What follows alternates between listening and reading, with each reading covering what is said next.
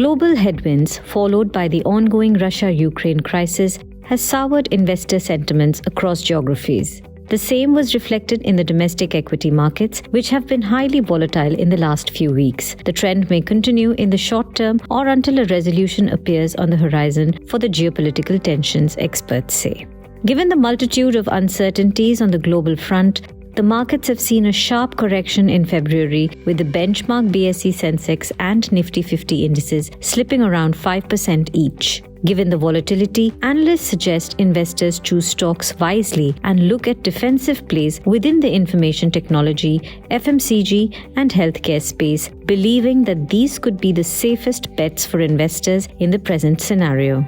On a year-to-date basis, the BSE IT index has corrected 12%, while the BSE FMCG index has demonstrated better performance with a relatively smaller cut of 6%. The BSE Healthcare index, meanwhile, has fallen 11% so far this year. In comparison, the benchmark Sensex has lost 3.4%.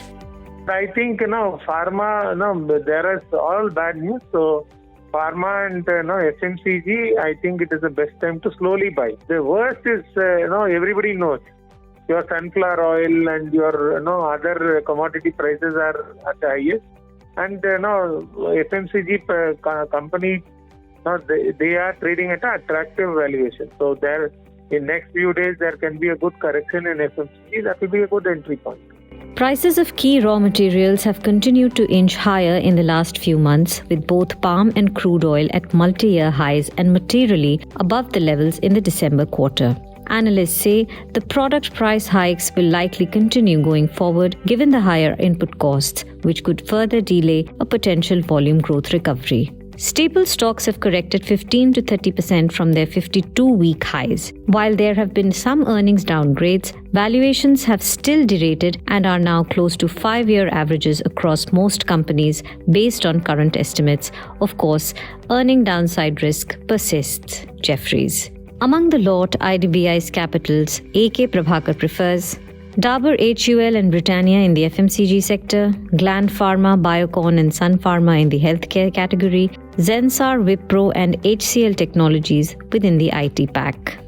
Meanwhile, Amit Kumar Gupta, portfolio manager at Droid Financial, is bullish on hospitals within the healthcare category, as he believes these players will be largely insulated from the current headwinds and foreseeable interest rate hikes. Let's listen to what he said.